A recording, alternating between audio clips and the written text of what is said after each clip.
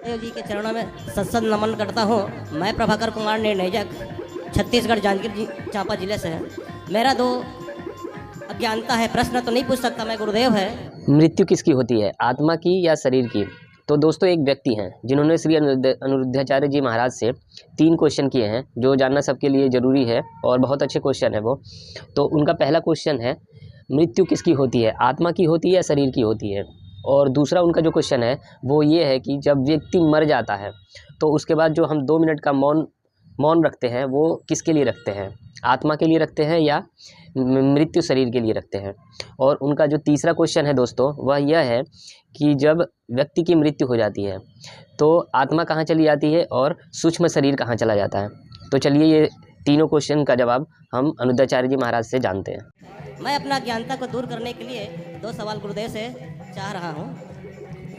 सर्वप्रथम तो मृत्यु किसकी होती है, क्योंकि आत्मा की तो कभी मृत्यु होती नहीं है। और देह से जब आत्मा जाता है तो ये पंच तत्व जो है, क्षिति जल पावक गगन समीरा, पंच तत्व से बना शरीरा, ये पांचों तत्व जो है अपने अपने में विलीन हो जाता है। तो मृत्यु किसकी होती है, एक प्रश्न। दूसरा प्रश्न मेरा ये है, पहले एक का ही उत्तर ले लो फिर दूसरा। जी, मृत्यु किसकी होती है? ना मृत्यु शरीर की होती है, ना मृत्यु आत्मा की होती है, ना मृत्यु सूक्ष्म शरीर की होती है। मृत्यु होती है सिर्फ अभिमान की। कौन मरा? अभिमान मरा। कौन मरा? अभिमान। वो अभिमान जो कहता था कि मैं ये हूँ, वो अभिमान जो कहता था कि मैं अनिरुद्धाचार्य हूँ, वो अभिमान जो कहता था कि ये गाड़ी है, ये बंगला है, ये मेरा है, वो अभिमान जो कहता था कि तू मुझे नहीं जानता, वो अभिमान मरा। 5 तत्वों का बना शरीर 5 में मिल जाता है। पृथ्वी तत्व पृथ्वी, जल जल, वायु वायु, अग्नि अग्नि, आकाश आकाश में मिला शरीर पूरा। आत्मा ईश्वर का अंश थी, ईश्वर के पास चली गई। सूक्ष्म शरीर को पकड़कर यमदूत ले गए, उसे नरक स्वर्ग का गामी बनाएंगे, उसके पाप पुण्य का हिसाब होगा। कौन मरा? अभिमान मरा। तो दोस्तों जो इनका पहला क्वेश्चन था, मृत्यु किसकी होती है, आत्मा की होती है या शरीर की होती है, तो श्री अनिरुद्धाचार्य जी महाराज ने बहुत अच्छे तरीके से इसको बताया है। मृत्यु ना ही आत्मा की होती है ना ही सूक्ष्म शरीर की होती है। अनिरुद्धाचार्य जी महाराज ने ये बताया है कि जो मृत्यु होती है वो नाम की होती है। जैसे कोई फलाना आदमी था तो वो मर गया, ना आत्मा की मृत्यु हुई ना शरीर की मृत्यु हुई। आत्मा तो ईश्वर का अंश है, ईश्वर के पास चली गई। और जो व्यक्ति मरा उसका जो सूक्ष्म शरीर है वो जो पंच तत्वों से मिलकर बना था वो उसमें चला गया। तो मृत्यु किसकी हुई?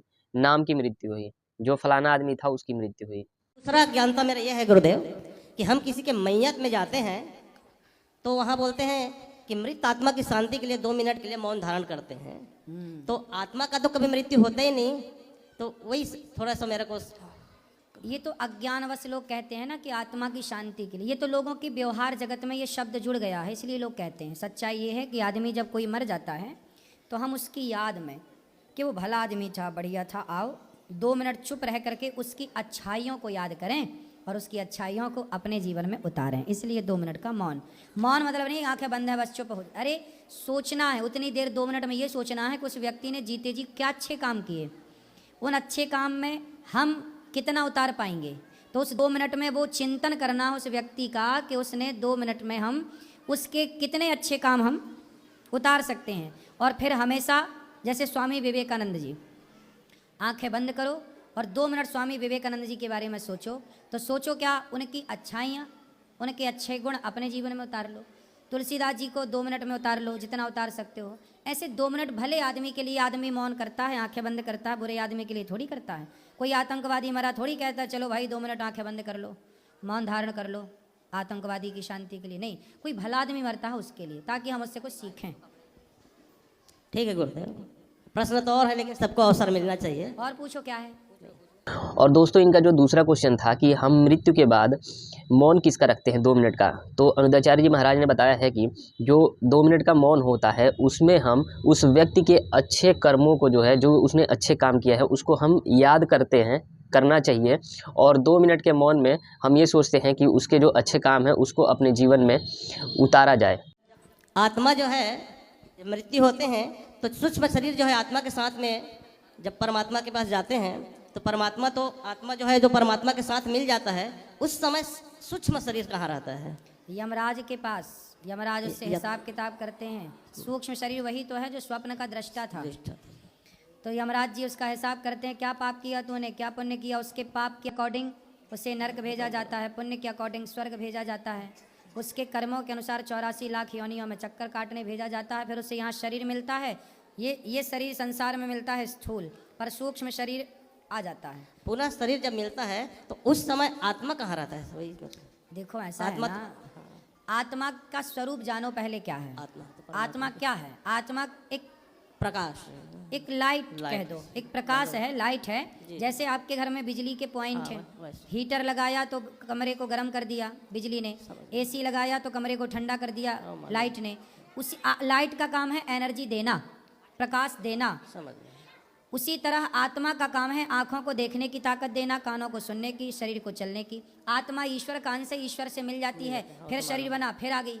तो आत्मा तो ईश्वर का अंश है। देखो जैसे गंगा है और गंगा का बोतल में भरा हुआ पानी है, तो दो गंगा हो गई ना, एक बहती हुई गंगा और एक बोतल में भरा हुआ पानी गंगा।